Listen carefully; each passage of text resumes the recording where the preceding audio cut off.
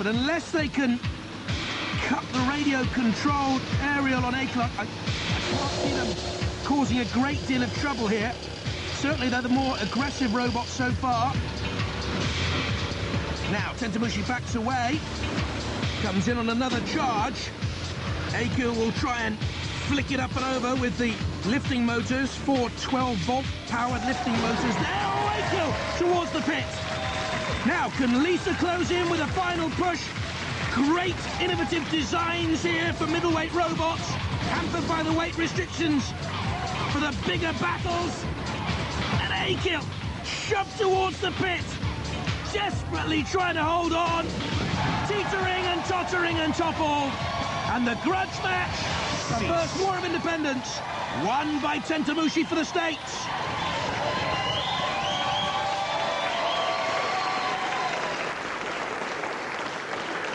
I played cricket once. For hours I stood around wishing I'd brought a good book, like the complete works of Shakespeare. Then someone threw a very hard ball at me as fast as he could. So I said, if you want to knock over these 3 sticks that badly, I'll get out of your way. It'll make it a lot easier. Unfortunately, England's cricket team seemed to be just as baffled by the game. And so in an attempt to even the score, our next grudge match is England versus Australia. But in this version of the Ashes, we don't burn stumps, we burn robots. Let the match begin. Who will be clean bowled, run out in the Ashes, representing England? It's Mortis, tremendous robot this. A team formerly of Cambridge University, great power from 3 motors. Watch its hammer, it is breathtaking. It cost £30,000 to build. Hi, my name's Rob Knight. Hi, I'm Ben Gordon. And I'm Arthur Gilcroft. And this is Robot Mortis. It's a veteran from UK Wars 1 and 2, and we are representing England in the international competition. We have as weapons a large axe. It's got a lifter. It can also self-right. It's running on tracks. It's custom-built motors, custom-built electronics, custom-built batteries, and it's armoured in titanium and a carbon fibre and Kevlar shell.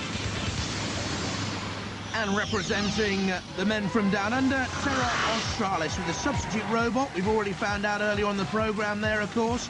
The main weapons, spears, spikes and blades, a lot slower it is than Mortis. Roboteers, stand by. Rob Knight at the controls of Mortis, unique controls as well for a unique robot. And there, once again, Rodney Gullickson at the controls of Terra Australis. Activate. On paper, England should win the Battle of the Ashes. But one never knows. Perhaps we'll have a beamer fold somewhere, a googly here or there. Who will be caught out? Well, it would be Nemesis if they get in underneath that great hammer blow of Mortis, that's for certain. It's a deadly weapon. Trying also to flick in with the lifting arm, a modification from the first 2 Robot Wars series for the Mortis boys. And in comes Shunt's blade, and Mortis in underneath Terra Australis. And at the moment, this is a good attack by Mortis of England, and the Ashes are coming to English shores. Puncture marks on the top of Terra Australis. Good luck, it says there. They'll need more than good luck, I should think. And Mortis about to haul Terra Australis up onto the arena wall and leave it topsy-turvy. Well, Bash thought about coming in. Shunt was certainly in the picture as well. But it's Mortis doing all the attacking. A little bit of leg spin required, perhaps, to pick up the Ashes for Mortis. Terra Australis need a couple of big 6 hits now to send Mortis towards the Robot Wars boundaries.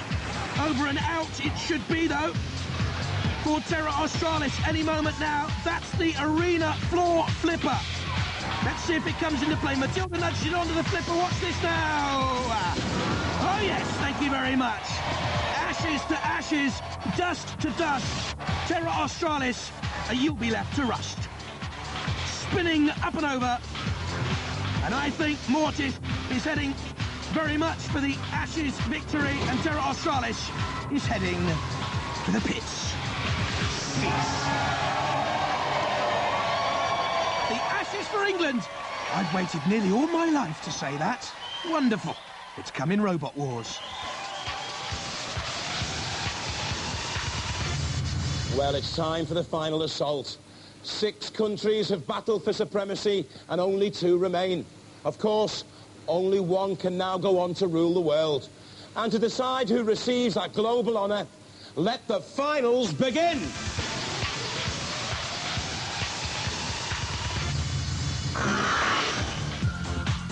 So, confirmation, the winners of Group A, Diotoir and Ireland comfortably, and the winners of Group B, Razer and England. The story so far, Terror Australis having problems straight away, needed a substitute robot. The Irish gave them Nemesis, Terror Australis 2, up against Depopposaurus of Belgium, a point apiece from a draw there. But Terror Australis, no match for its creative team, Diotoir, 3 points for the Irish.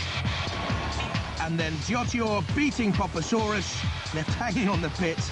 Maximum points for Diotoir, through to the final.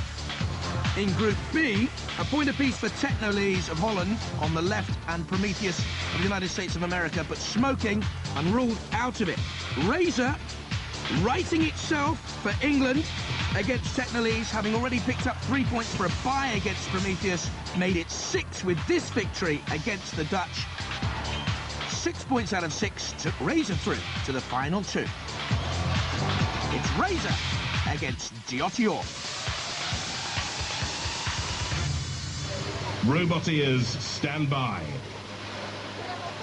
Diotoir of Ireland, with their furry machine, bog-eyed, and Razer of England. 3. This to become the first international Robot Wars League champs. Quick start by Razer. Certainly the nippier of these 2 robots. The more powerful, I'd say, in terms of destructive ability. But Diotoir has been so hardy throughout Robot Wars history. Set on fire, crumpled and bashed, but still coming back. You can see the springs to load that front-lifting arm. Hoisted into action. A bit of a dance developing. Again, the spring-loaded lifting arm flicking up. Oh, but this is where the damage could be so costly. They've gone for the armour just in front of one of the springs of the Razer team. Ian Lewis, Vincent Blood and Simon Scott. These 2 teams, by the way, the Diotoir boys, Peter, Joe and Kieran, and the Razer team, magnificent characters. Great fun to have in the pits. And at the moment, it's Simon and Ian doing all the damage with Razer. Again coming in on the attack. Oh, Diotoir, very nearly here. On and into the pits. And in comes Ted Becker with a shot. He won't be needed. Razer! The first international Robot Wars League champions. Disappointing end for Diotoir into the pit. Razer wins it for England. Always looked the more destructive of all the robots in this International League Championship. Great sportsmanship from Diotoir, acknowledging the crowd, but it's Razer, crowned champions.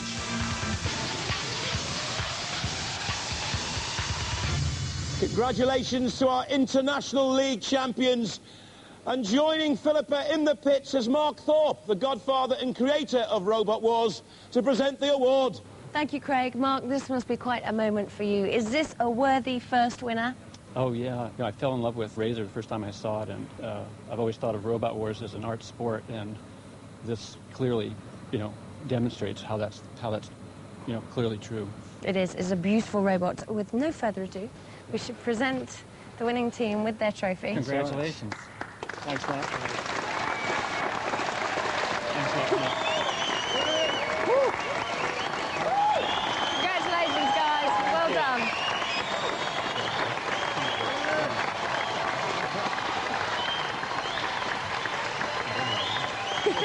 Congratulations to our International League champions. And so our international crisis has finally been resolved. Fighter squadrons can be taken off red alert. Nuclear warheads can be disarmed, and world leaders can get back to their cigars. Yes, world peace shines on us once more, my friends. But don't worry, I'm sure it won't be too long before your lust for wanton carnage and sheer metal destruction is satisfied again. After all, Robots love to fight, and peace is a very fragile thing indeed. Until the next war, keep an eye on those dishwashers, everybody. You can forget about asteroids and those huge meteors, because the world's being hit by robot wars. Bye-bye.